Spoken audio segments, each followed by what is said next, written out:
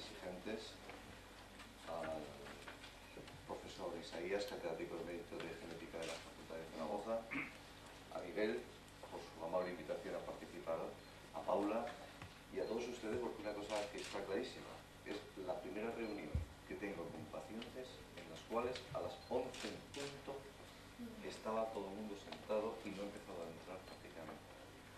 O sea, es un hecho en el cual pues, dice que el interés que tiene la gente, el interés que tenéis vosotros para participar. Lo voy a dirigir en plan personal, porque quiero que esto sea una relación no de médico-paciente, sino de persona que va a intentar transmitir algunos hechos o conocimiento de la enfermedad para que de esa forma demos una especie de facilidad para el coloquio. El coloquio tiene que ser una cosa en la cual pues, esas dudas que yo no he sido capaz de transmitir y que vosotros tenéis ahí, pues las podéis transmitir. Y con toda tranquilidad y naturalidad, aquí no estamos examinando a nadie, sino que estamos intentando es ayudar a que conozcáis un poquitín más esta situación, vosotros o vuestras familias o las personas allegadas o las personas que tenéis interés en conocer más el tema del síndrome de Klinefelter. Por tanto, la charla la voy a dirigir para hablar de las alteraciones endocrinológicas del adulto con síndrome de Klinefelter. Antes de entrar en materia, vamos a recordar un poquitín cuando... Me voy a poner mejor en el otro lado. Perdón, es que sí, es que sí, es mejor. Por la televisión. Vamos a recordar un poquitín de dónde viene la palabra síndrome de Klinefelter. Síndrome en medicina es ni más ni menos que un conjunto de signos y síntomas bajo un nexo común que produce una serie de características. Por tanto, el síndrome de Klinefelter es un conjunto de signos y síntomas de una persona, Klinefelter, que fue el que lo describió. Klinefelter, Harry Klinefelter, nació en Baltimore en el año 1912, formado en medicina de Johns Hopkins en el 41, e inicialmente se dedicó al laboratorio. Al parecer no fue muy brillante en sus temas de laboratorio y fracasó y pidió trabajar en neurocirugía clínica con el doctor Julio Herrera. La semana siguiente, ya de empezar a trabajar con este doctor, pues le llegó un paciente con el que lo atendió, tenía 19 años y tenía dos hechos clínicos, ginecomastia y la existencia de testículos pequeños. Es decir, ese hecho de tener ginecomastia y testículos pequeños pues le llamó mucho la atención y comentándolo con el doctor Albert le dijo que ya él también había visto a algunos pacientes en endocrinología con este hecho. Es decir, que ya no era solamente un caso excepcional, sino que era un caso frecuente y no un caso anecdótico. Por lo tanto, el origen del síndrome de Klinefelter tuvo la suerte de estar Klinefelter en el lugar oportuno, en el momento oportuno para poder definir el cuadro. Y fue publicado en el año 42 en la revista Journal Clinical Endocrinology and Metabolism, diciendo pues el caso de un síndrome caracterizado por ginecomastia, falta de espermatozoides, con poca célula T y aumento de una hormona que se llama la FSH. Entonces, este es el origen de la enfermedad que estamos hablando, de la enfermedad que algunos tenéis y de la enfermedad que algunos familiares han venido también a escuchar. Pero hasta 1959 que Jacobs demostró en el cual había una alteración cromosómica que era el responsable del origen de esta enfermedad.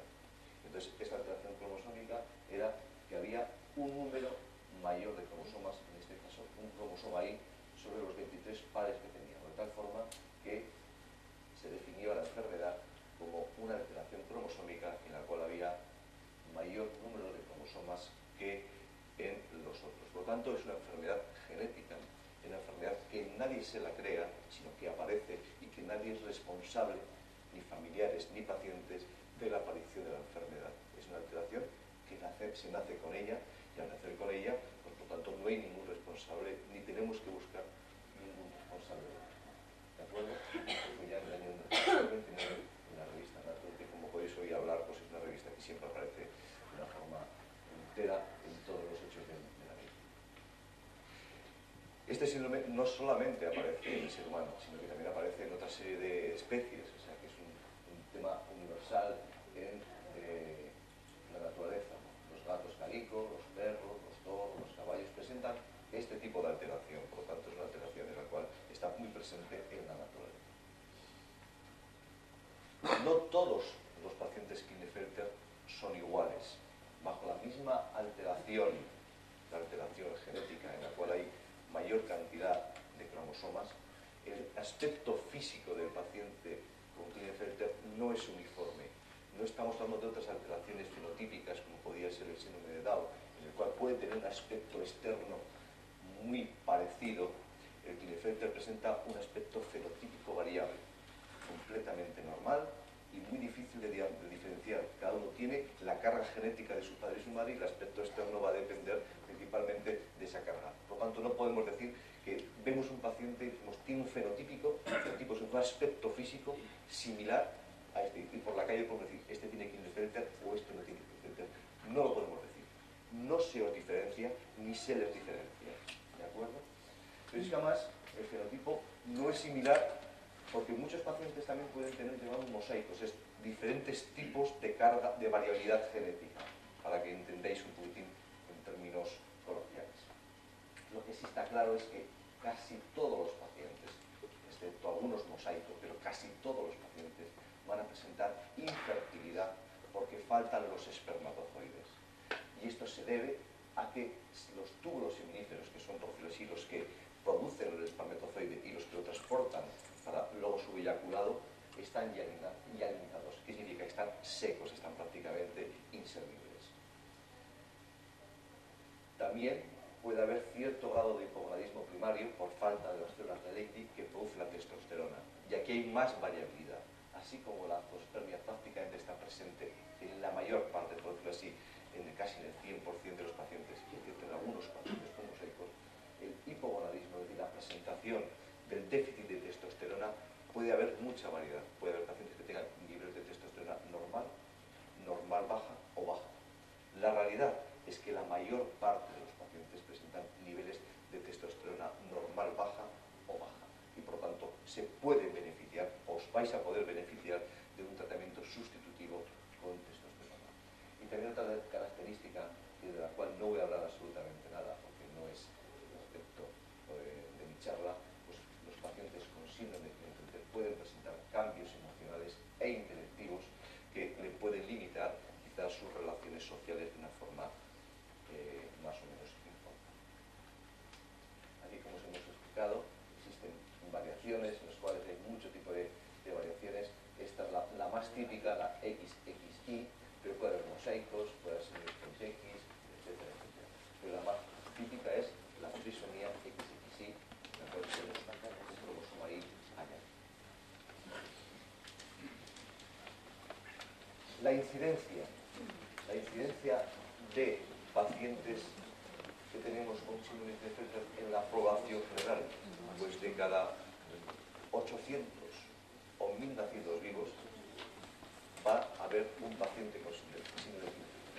En este aspecto, pues hay que agradecer al equipo de pediatría del Hospital Miguel Servet, que dice el doctor Fernández, que también es colaborador importante del señor doctor Maya y el doctor Labarta, en el cual hicieron un estudio de seguimiento muy para ver la prevalencia del síndrome de Klinefelter en Aragón, al menos en los recién nacidos en el Hospital Miguel Servet, y quiero recordar que era alrededor de 700 y 800, ¿verdad? Entonces pues seguisteis. Entre 800 y 1000 es lo que he visto. Y esa información la tenéis volcada en la página de web de la Fundación Génesis.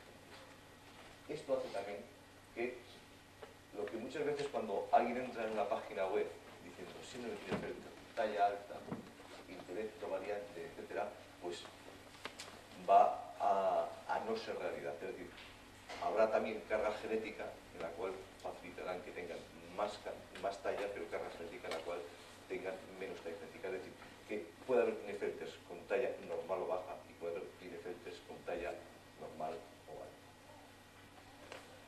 ¿Y esto por qué se debe que los pacientes con síndrome de Klinefelter tengan una tendencia a tener una talla más alta? Es decir, generalmente son más altos, pero digo que puede haber más bajos. No significa eso que por no tener una talla muy baja no pueda tener un paciente, no pueda tener síndrome de Klinefelter. Y esto se debe principalmente a número, a la sumación de cromosomas.